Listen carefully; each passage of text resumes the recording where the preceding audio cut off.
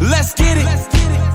I'm trying to put money in your pocket. That crypto wallet. That bing bada bing ching ching big profit. Even when the market's sideways, I'm looking for ways to get paid. I'm checking my coins around breakfast, then again around bedtime. Bet this, it's not financial advice, but I'm always right. I'm always right. I'm always right. I'm always right. I'm always right. I'm always right. I'm always right. I'm always right. I'm always right. I'm always right. I'm always right.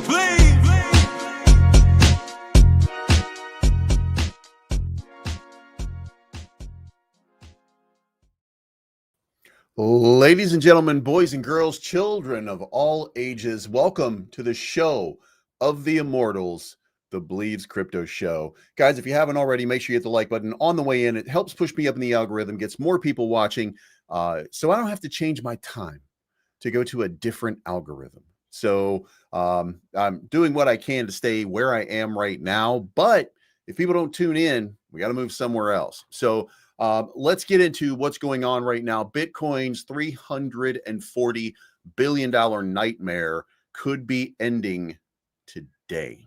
We might see the end of it. The government is ready and set to vote on the reopening. Not only that, at 5:30 p.m. today, approval is going to happen for the XRP ETF with Canary. By the way, there is one other bypassing XRP ETF, but it really doesn't count for the total market structure in so much as it's not really tracked the same way as the old 1929 method for some stupid reason isn't calculated. So you haven't really seen very much about it. There is an ETF out there, but the real one, the big ones, they're going to start falling like dominoes over the next couple days. So let's talk about what's going on. First, Bitcoin traders are still rattled after a $340 billion wipeout. Now, to bring you up to speed for anybody who's wondering exactly what happened in that regard, it was very, very simple. Wintermute, one of the largest market makers, dumped all of their assets onto the open market and then took $1 billion and bought the dip. So you saw a tremendous downward momentum move. Then you saw a massive recovery, but that massive recovery was only $1 billion. And let's face it, if you sell 10 billion and you buy back 1 billion, you've left $9 billion cratered out of the market. Now that of course caused other people to get a little bit nervous. Those other people got nervous, and what did they do? They sold it as well. And then the buyback, Wintermute took advantage of that buyback. And by the time the market pumps back up to where it was before, Wintermute will have made another $1 billion or $2 billion. It's absolutely crazy, but that is the nature of the market that we're in. Now, part of that caused the bears to look at it and say, hey, you know what? This must mean that the market is over because we've seen the dip off of the top, that last big blow off moment that we had. And by the way, when you look at the market structure, when you look at all of the data, then you have to say to yourself, these guys are morons. Okay, they have no understanding of this market. And I say that knowing that mine is rudimentary too. But it seems pretty obvious to me that when I put the entirety of what's going on in the market into perspective, we are about to go so much higher. This market wants to surge. This market does not want to dump. Now, let me point out something. And I can't grab my camera and pull it in here, so I'm going to bring it into you right here. All right, I want you to listen to me, okay? Wintermute sold about $10 billion on the market in using an AI algorithm to just absolutely catastrophically dump. First of all, to make an enormous amount of profit, okay? Now, if Wintermute thought that the bull run was over, if they thought that the bull run was over, wouldn't they not throw $1 billion into something that's going down? Wait, did I just say that any bear who's still bearish right now is stupid? Did I say that? Not in so many words, but also yes. Wintermute would not have just spent $1 billion buying back their own dip if they thought the market was gonna go down. Let that sink in, no matter what your algorithm says. Just let it sink in. And by the way, Nothing fundamentally structure-wise has changed in the market saying that we're going to not continue in the uptrend that we're in. Okay, and I'll show you that on the charts in just a little while. The point to it is, however, that people are deciding that they don't like the fact that the 4-year cycle has been broken. So they're making their thesis right now based upon it's a 4-year cycle. It has to be that way. It has to be that way because I want it to be that way, George. I want it to be that way, George. If it's that way, George, then it's not the other way, George. And if it's not the other way, George, it's that way, George. Guys, it's just silly, okay? We are not in a situation in which this market is ready to end any sort of run. The money has not been made. The capital has not been, it hasn't blown up. Now, remember, there's a lot of speculation that's going to happen. And, by the way, there is now a rumor, and this is a rumor that is not true, but nonetheless, I always get people who are asking me the question, and they say, well, you know, what about, what do you call it? Shit, I lost my train of thought. And I just had it on my screen just a moment ago. Where did it go here? Oh, the market structure bill. What about the market structure bill? What about the Clarity Act? Are we going to see that, or can we see that by Thanksgiving? And shout out to Ellie Tourette, who clarified that and said there's absolutely no way that we're going to get a market structure bill by Thanksgiving. And the reason that that's important is because people are taking her posts and turning them into something that they're not. Okay. And to give you an example of that, let's pop into this one because you're not going to believe it. Boom. All right. So, Ellie posts new industry wants more clarity on Senate AG market structure draft. Stakeholders say bill needs more work before offering support. House returns after 54 days to vote on reopening the government. John Woo joins the podcast. Well, then Chad Steingraber, with 61,000 followers, programming game designer, says House votes later today. We could have the Clarity Act passed into law by Thanksgiving. President Trump said he'll sign the proposal when it reaches his desk. If the vote passes tonight, the government could be reopened as soon as Thursday or Friday. There's nothing to do with the Clarity Act, but using it as an opportunity to say, hey, we could have this by Thanksgiving, and then things are going to get absolutely and completely crazy. Well, that's not true. That's not true at all.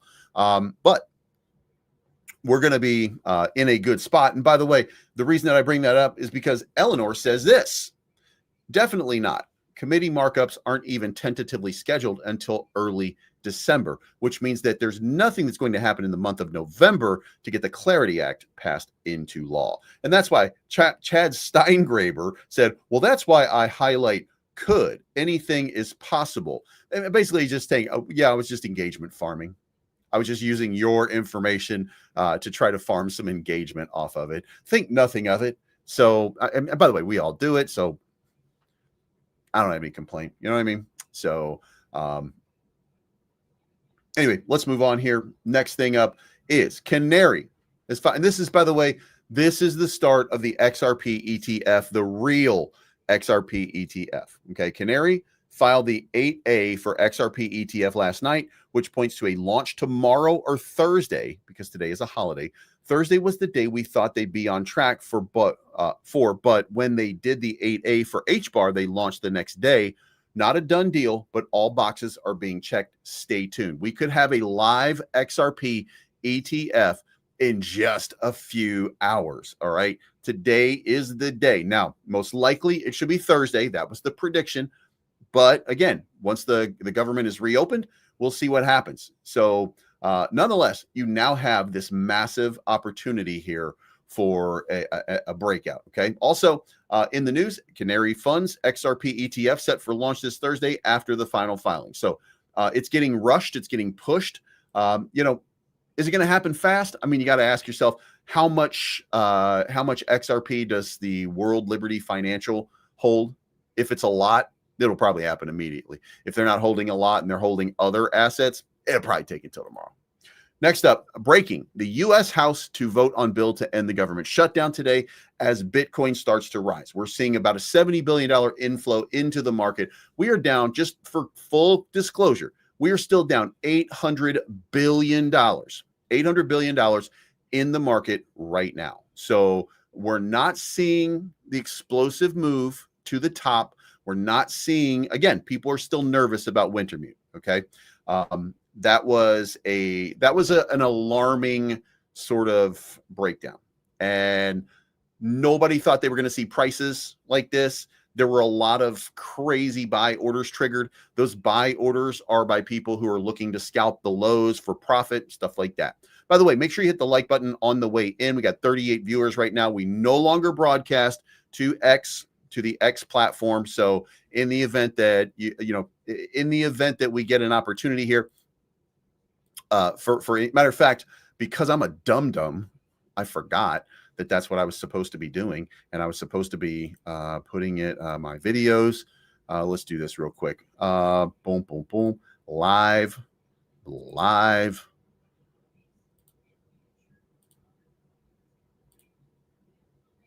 Let's go over here.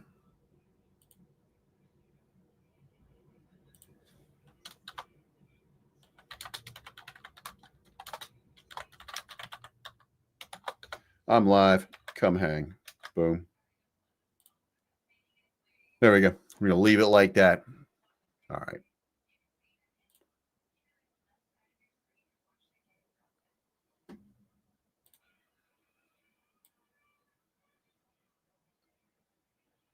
There we have it. Okay, so now we're playing with power. Okay, so U.S. government going to vote for the opening. Then Chainlink price targets $20 after Bitwise ETF gets DTCC approval.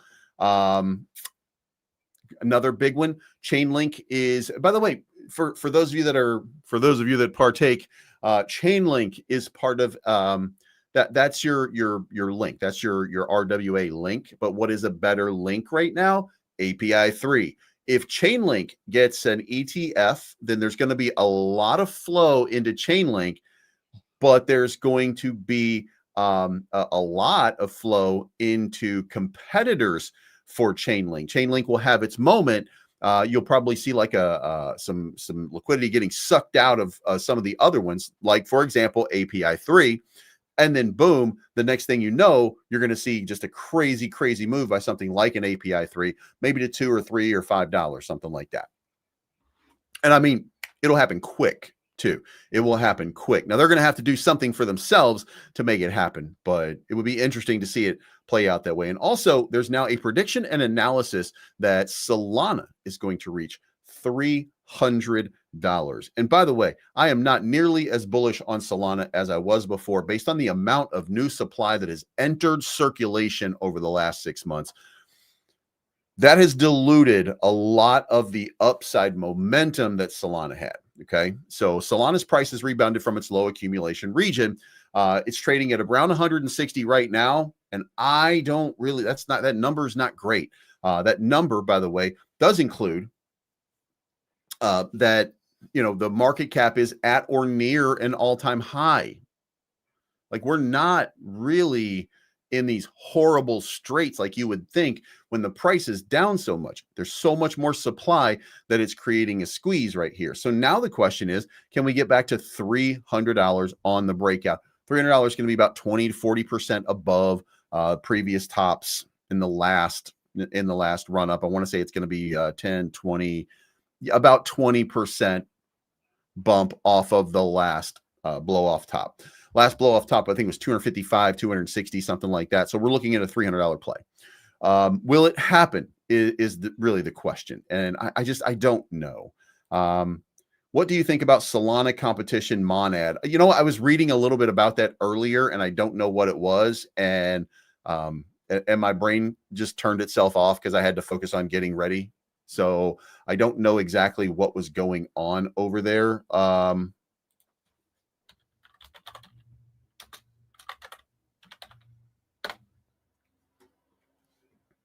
Why is everyone so excited about Monad crypto? Coinbase kicks off new token sale platform with Monad's Mon launch. That's what I saw. Solana, Monad, and Fireblocks unite for blockchain payments alliance launch. Many Major blockchain projects, including Solana, Fireblocks, Monet, and Polygon, have formed the Blockchain Payments Consortium to standardize cross-chain payments. The alliance targets unified stablecoin transaction frameworks across networks. First of all, what do I think of this? I think you better get yourself some Ethereum, okay? Because if you're looking at all of these cross-chain things and you're looking at all of this kind of stuff, then the one thing to understand is that smart contracts were created by Ethereum. If they're created by Ethereum, then that's where you need to put the money.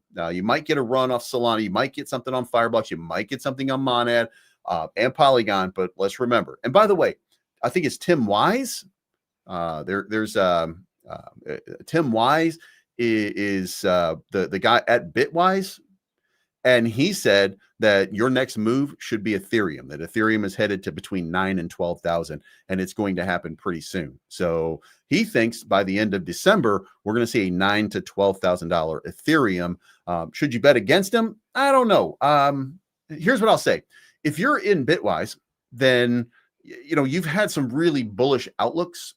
And Arthur Hayes telling you $250,000 Bitcoin by the end of the year, then 200,000 Bitcoin. You've seen a couple other people that have reduced their number from 150 to 180 down to 120,000 by the end of the year. A lot of people are looking at it saying, we're not seeing it. So, Bitwise has been really, really bullish and not really, really right so far.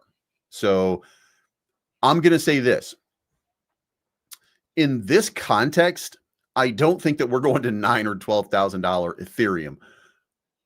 They've never been right. They're rarely ever right when they start to time things.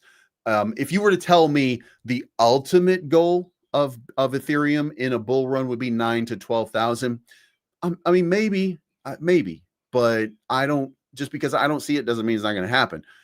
The problem is when you put the time frame and you say, well, it's going to happen by this period of time.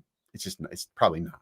So I would be watching for I would be watching for a move from Ethereum coming up very, very soon. Also, don't forget, and I want to say that this is very important. Don't forget that the Ethereum still doesn't have staking. So your Ethereum ETFs still don't have staking. So you're not earning yield off of it. All you're doing is holding it as an investment, not as a funds generator, if you will.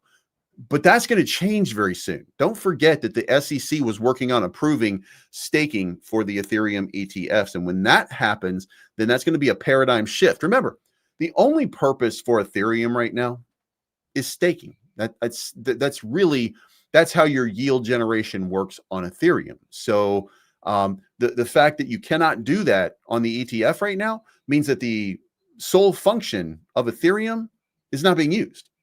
And if it's not being used, what the fuck are we doing? So I would suspect that we'll see something pretty positive coming out of the SEC very, very soon about Ethereum staking. And once that's done, then I think we're going to start to see a little bit of a surge. All right. And by the way, I will not be participating in any Coinbase ICOs. You guys are welcome to do that. But like I told you before, Coinbase are criminals. They've stolen my money multiple times. They've played their bullshit games. I don't respect Brian Armstrong. I think he's a criminal. I don't think that Coinbase is the MEXC of American exchanges is all I'm going to say. Okay. They stole my money multiple times. And by the way, it's my fault, but it's not my fault for doing it. It's my fault for trusting them, because if you go, by the way, the reason I have a problem is USDC on Solana is not supported. Now, the majority stockholder on Circle is Coinbase, which means that Coinbase basically controls Circle. So Coinbase also is big on USDC. If you ever do anything on Coinbase, then you will know that they are trying to push you at all times to accumulate USDC, not USDT. Okay. However, I sent my USDC on Solana into Coinbase, and guess what? They don't support it. So my money is lost. If at any point they support it, then it will be available. But for some reason, they don't support the money that they support. Think it through. They don't support the money that they support. That's something that's very, very weird. And by the way, If that were to happen in traditional finance, you would just get your money back. You wouldn't lose your money. That's criminal. So Coinbase is a goddamn scam until further notice. Also, they're going to list BNB, and I don't remember how much I have. Okay, I gotta be honest with you guys. I don't remember exactly how much I had, but it was something like $500 that I sent in BNB to myself. And I want to say that it was in like 2022. Again, I didn't know it wasn't supported. It was early on. If I were to look right now, then I would say in early 2022, it's like 2 BNB, $500, something like that. So somewhere over here, I sent myself 2 BNB to cash out, like right in that 250 range, because I wanted $500 or something like that. So somewhere right there, I sent myself some BNB, and that's still not supported as well. So that does mean that I probably now have between $1,000 and $2,000 worth of BNB sitting on Coinbase too, for when they actually open up and support trading or whatever it is that they're going to do. Also, Jesus goddamn Christ, the U.S. market is just a bunch of seedy, shady scumbags. Look at this shit. This market, until the U.S. market, until the U.S. market came online, this is what was going on in crypto. Pump, pump, pump, pump, pump, pump, pump. And they are dumping and sucking the liquidity out. Ah, Jesus Christ. The U.S. market is a bunch of seedy, skeevy, scuzzy dirtbags. Jesus Christ. Institutional crypto in the United States is garbage. God damn it. I hate them so much. And I know hate is a strong word. I probably shouldn't say hate, but I'll give a shit what you think about that. So anyway, U.S. market doing whatever can only be described as U.S. market bullshit. So what does that mean? I don't know. Probably we're going to end up with a negative day after having a positive day all day. Now let's move on to Kobayashi and let's see what's going on. Dow surges nearly 400 points into fresh record high territory. This puts the Dow up 11,700 points since April 7. By the way, if there's one thing that's working for Donald Trump right now, it is the Dow Jones, not crypto, but the Dow Jones.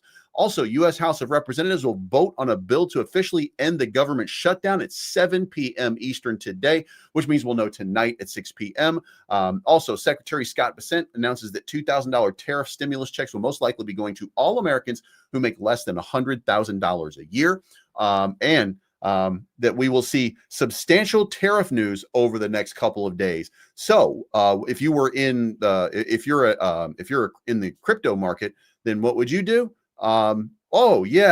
Sell. Jesus Christ, they're so stupid. They're so fucking stupid. Is it now supported? Oh shit. Then I might have some money over there. All right. I don't use Coinbase anymore. Trump is set to announce a plan that would allow oil drilling off the coast of California. SoftBank stock over 10% after disclosing their $5.8 billion sale of NVIDIA stock. So a lot of different information coming out right now. Bull market indicators, no bull market indicators have been hit, which means that we are that we're in. BNB is support on Coinbase for the past few weeks. Son of a bitch. All right. Ain't that a bitch? All right. So 0-30 market indicators are hit. Remember, when somebody's telling you that the bull market's over and we didn't hit any of these and they're like, it's over, bro. It's over. I don't think so. I don't think so. And I don't think they're thinking about it clearly or anything like that. Also, boom, boom, boom, boom, boom, boom, boom, boom, boom, boom, boom, boom, boom. What the man? They change this shit around all the time. It absolutely drives me out of my goddamn mind that they just keep like, fuck my life. Not a few days ago. You know what? I'm not even going to say it. Okay, so here we are, down 3.6% in October. We're down 5.47% in November. The two best months for crypto we are dumping on, and the gains that we've had so far are not indicative of what you would call a bull run, by the way. Last November, 37% increase. Fine. Let's say that that's a good one. So ultimately, I think what we're going to see is maybe we're looking at a reversal. By the way, we've had pretty much good months over here in October, November. Maybe that's going to be pushed off to November, to December, because that's been kind of half and half. But into January and February, maybe that's going to be the pace. Maybe we're just looking at things slowing down a little bit in the market to the point that capital flow is moving into just a new paradigm, I guess. All right. So if you haven't already, make sure that you are. Oh, by the way, let's hit refresh here and see what's going on right there, right now. We got 47 people watching. Let's see. Only 22 likes. I'm even hitting my own like button. All right. We got 47 people in here, but we only have 23 likes. Guys, please hit that like button. It pushes me up in the algorithm, gives me at least an opportunity to talk to other people. I mean, help. TerraCasino.io for all your risk-based gaming needs. Terraport.finance if you want to buy meme coins or utility coins in the Terra Luna Classic ecosystem. Dev, we're not talking about them, so we don't care about that. By the way, when I say that, still my top bag. I'm not saying that I don't like it. I'm just saying that we're not talking about them anymore. DCR is up 20%. That's Decred. Maker DAO is up 11%. IP up 12%. Sky up 11%. CC up 12%. That's about it. Trump down 8% on the day. Xeno up 26%. Linnea 12%. Pulse X, Pulse Hex all down big time today. Zebek Network down 9% on the day. Just bought some too. I think I'm still up because I bought like 3 days ago and it had a nice little surge, but you know, like to see more. Popcat up 37% on the day. AIA is down another 20%, falling rapidly. EHEX down 13%. COAI is down 12%. Melania up 8%. So they're getting out of Trump and getting into Trump, which is fucking weird. Or down 50% on the day. Allo down 30% on the day. PTB up 24%. Boom, boom, boom. Beat up 124%. What the fuck is this? Let's go look at this one and see what's going on with Beat. Auderia is, boom. Got to be music based, right? 5, 6, 7, 8. Schlemazel. All right, so this is a yesterday registered wallet, total registered wallet. No registered wallets, no NFTs, man. The Legend Reborn, Auderia, AI generated dancer, 20 years, legacy memories. Download the app. I'm not doing that. Groove, no need to download. Simply connect your wallet and step into a new era with Kyra and Ray, our AI idol agents. Okay, so there was a big pump yesterday. We did see a massive pump yesterday on this project, but also Volt was putting out two girls. They're two girls, and what do we name them? So I said like Voltisha and Electra or something like that because I thought, you know, the names would be resonant with what Volt represents, the electricity, the lightning, and shit like that. So I got a feeling that this is Jesus fucking Christ. All right. I'm out on that one. No. If I'd been in early, I would be changing my mind. I'd be like, all right, this is the most awesome thing ever. But since I didn't get in, fuck that. All right. So Wild's up 32%. Esports is up 20%. Boom, boom, boom, boom, boom. Fear and Greed Index is still in the accumulation zone at 24. So good luck if you partake. Still a lot of liquidity, by the way, down there at that 102 region. You'll notice that when we were talking about this yesterday, I said the likelihood is that we're going to go down into that region, that we're going to grab that liquidity, and we did not. Instead, we reversed and went back up and grabbed what was up at the top. So 1 week says, oh, there's a lot of liquidity. By the way, look, when you see this right here, that to me looks like the market makers, these seedy, scuzzy, dirtbag, loser, Ben Affleck, Vin Diesel from Boiler Room, dildo eating Chads, those pieces of shit, they're going to dunk down here into that 99 range. So crypto's coming down. I'm not saying that it will. I'm just saying it sure shit looks like we're about to have a massive dump into these ranges of liquidity right here, because that's what these scumbags like to do. Is, anytime you have something positive, they like to screw it for you.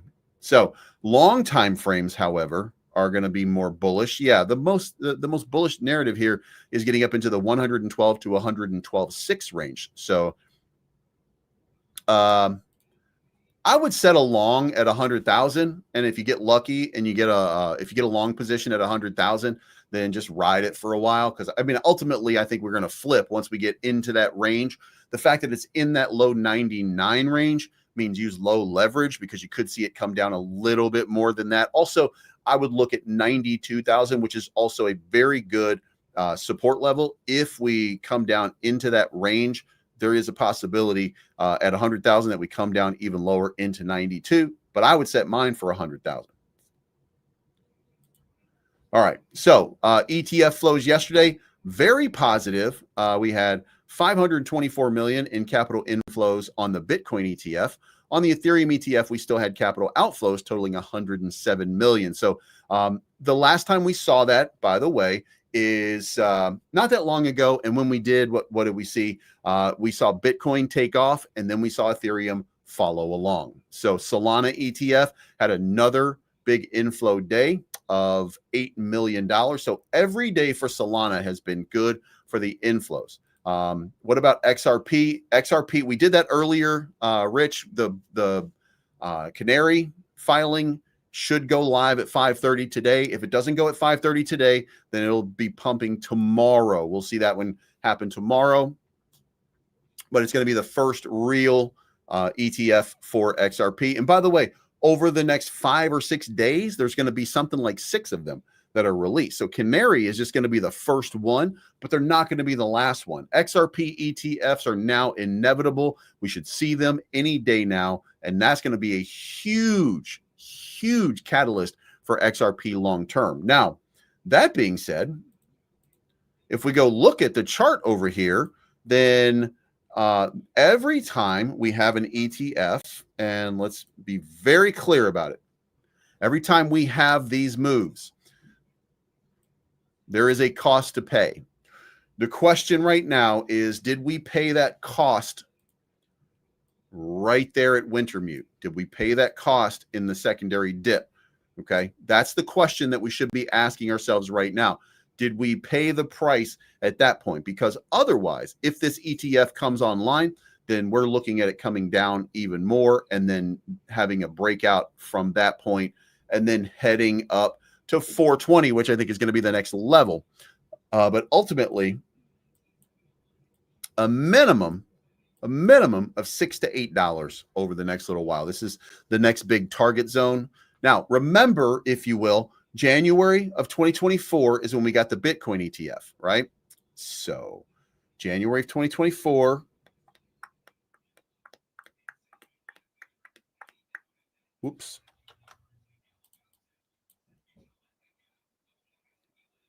Right there. There we go.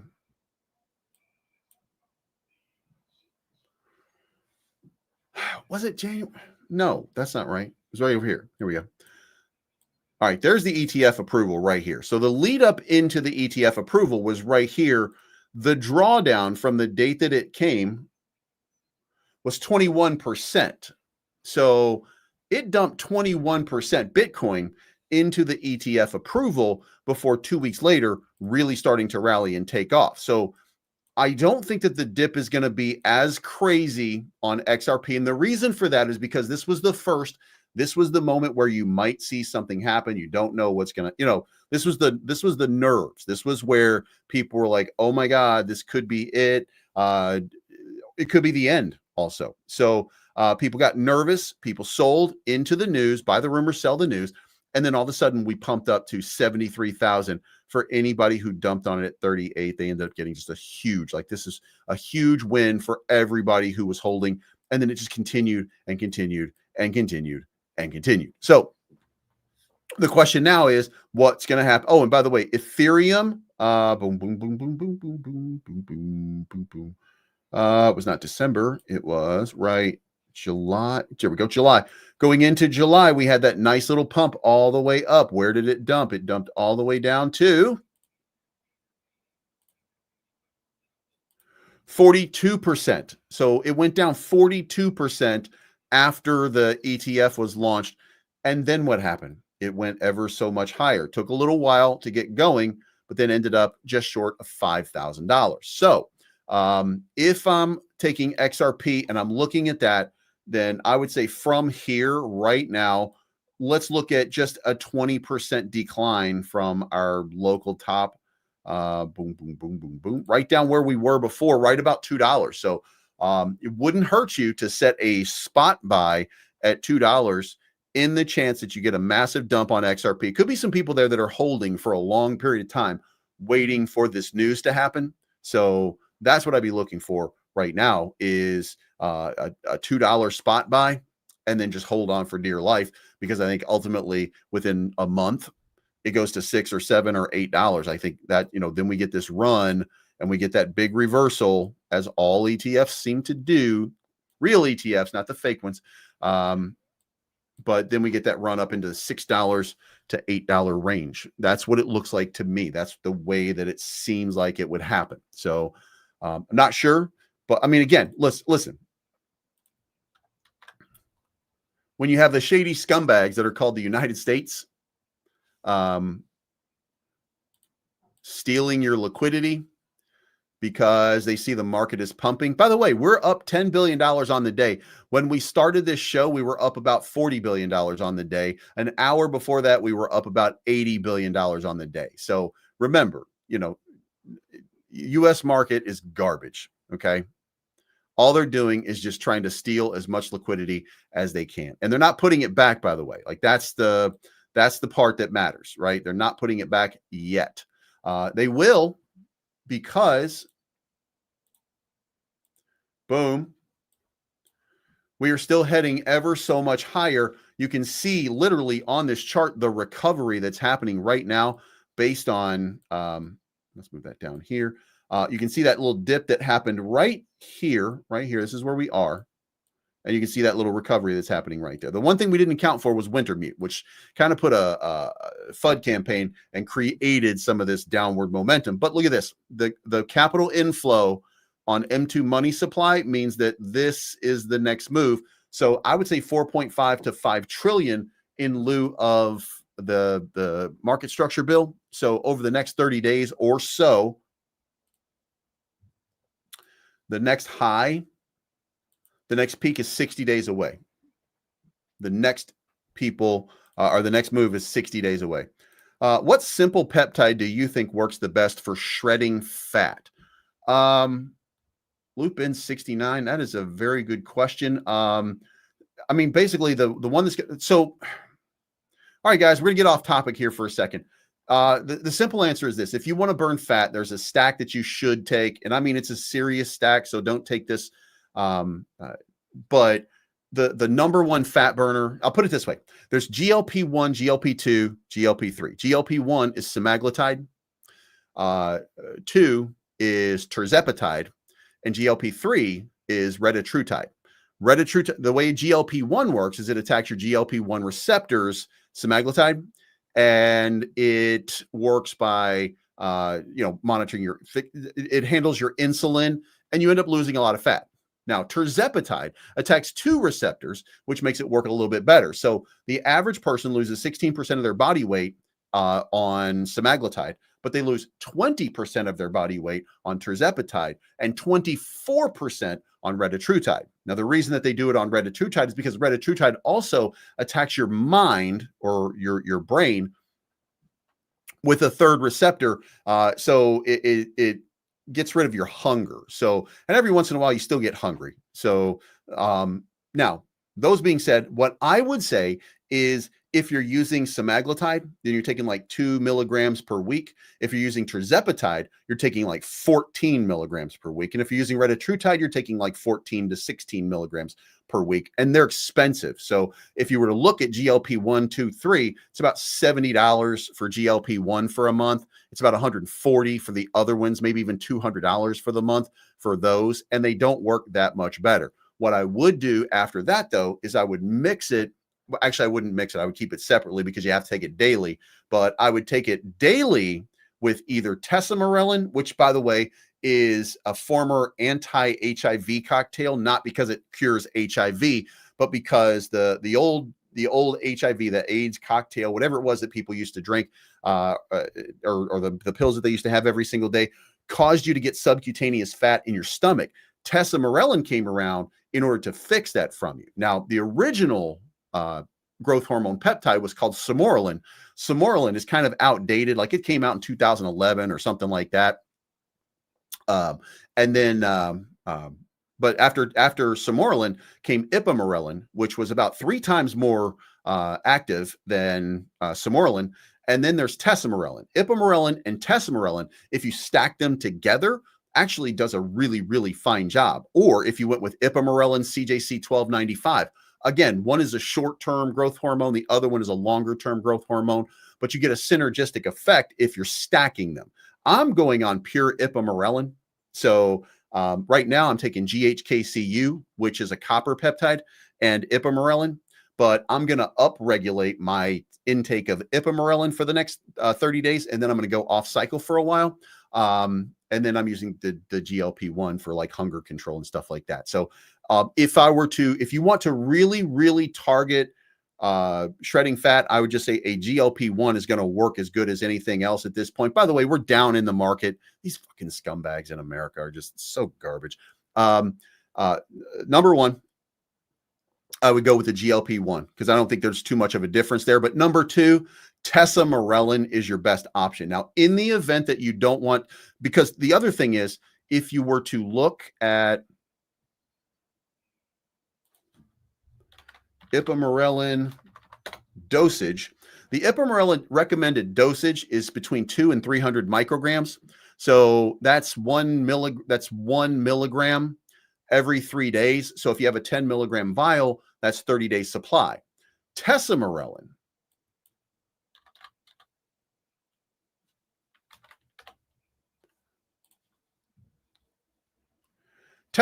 dosage is 1.4 to 1.2 milligrams.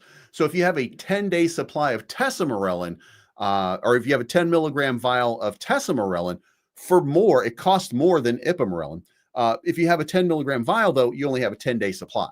So it's going to cost you a lot more for tesamorelin. So if I'm making a recommendation, and if money is an object in any way, I would say ipamorelin is ipamorelin and GLPs. And by the way, guys, I mean, look, I mean, it works. All this shit works. Okay. All of this shit works. Okay. You guys have seen, look, ipamorelin definitely has growth hormone. It builds muscle. GLP-1s definitely help with weight management and weight control. That's what I would say. And that to me, by the way, is kind of crazy. I mean, everybody does whatever they want to do. 5 days. These are all like, and by the way, for anybody who's using this right here, for their stuff, basically what he's saying is cycle it like you're on gear. And, there's no logic to that, by the way. There's no logic to that other than receptor sensitivity. And what I would say to that is what I would say is you would do it every 7 days for like 8 to 12 weeks. So 2 to 3 months, then take a month off and allow your body to naturally upregulate again. You can even take 2 weeks because it doesn't take that long for your receptors to go back to normal. So I would just be looking at doing it for like 12 straight weeks and then taking the time off. That would be my recommendation. So we're going up. As far as meme coins and stuff like that go, Volt dumping 20% again today. Not the original Volt, but the XLR, XVM. This has no liquidity to it. Like, it's crazy to me that, I'm still holding on to it. They've got an announcement coming in like 10 days. So, we'll see what happens there. How many calories a day do you eat? I cycle quite a bit. So, like, I don't eat breakfast. I don't eat lunch. I go work out. When I get done working out, I have water. And every once in a while, I have like my own personal energy drink. My own personal energy drink is just creatine, fiber, and like a strip of like an energy strip or something I get from Great Value. I like the Great Value lemonade strips or something like that, just so it's got a lemon flavor. And then a little bit of caffeine in it. And that's it. And then for dinner, I have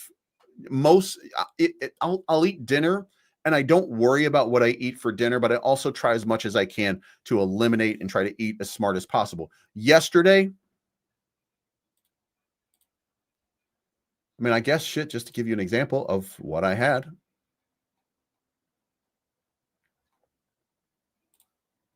There we go.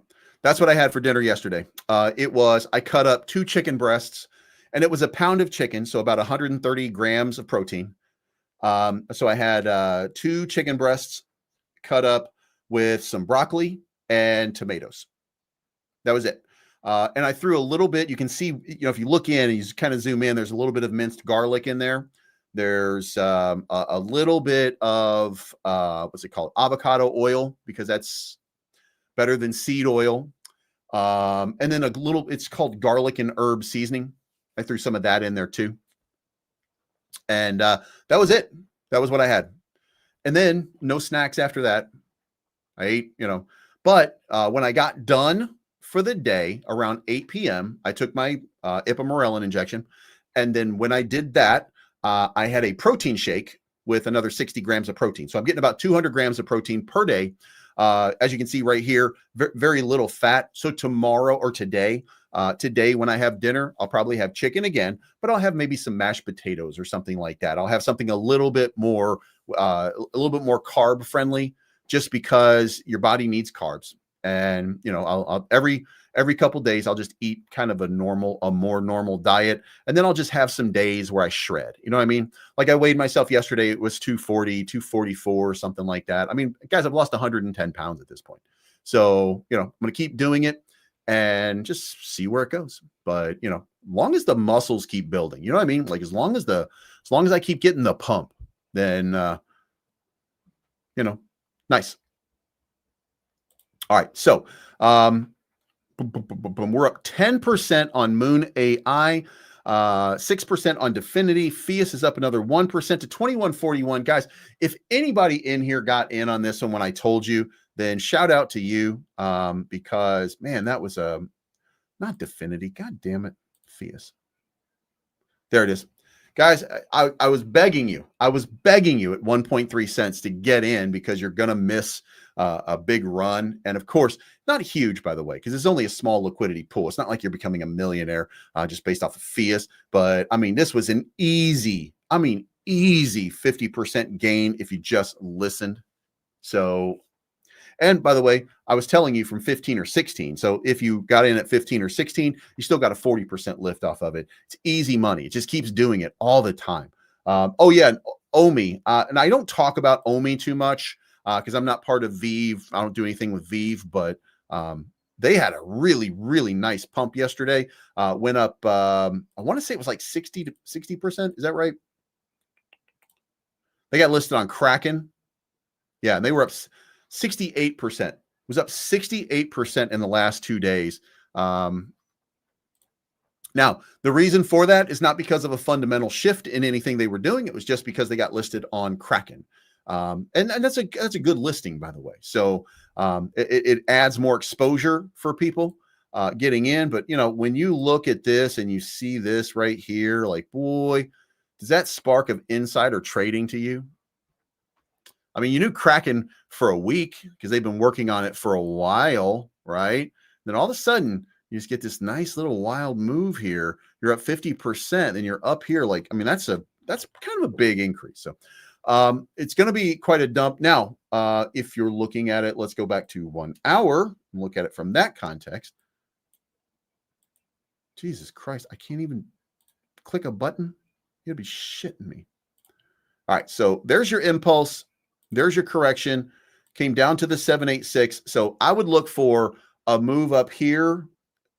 If you're holding on and you haven't taken profit yet, this is going to be your spot. If you want, you can wait for this spot right there, but I'm not sure you're going to get either one of those. I'm not sure you're going to get that. Okay. I think you get the first red one, which is at 0.00022.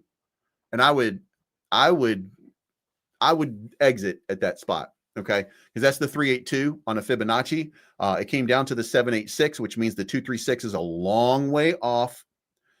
And that secondary pump is usually not that sufficient. So, if I look at it even deeper, I mean, again, we're only doing it on the hour. So if we look at what we got here, we got a big full move, then we got a breakdown to the 618, then we got a retest around 382, then we got a more significant dump right here. So again, I would say that 382 test one more time, I would get out at that point, and I would take my money and then wait for a bigger dip. The reason I would wait for a bigger dip is because even if new holders step in, you're going to be able to buy right there at 0.00017.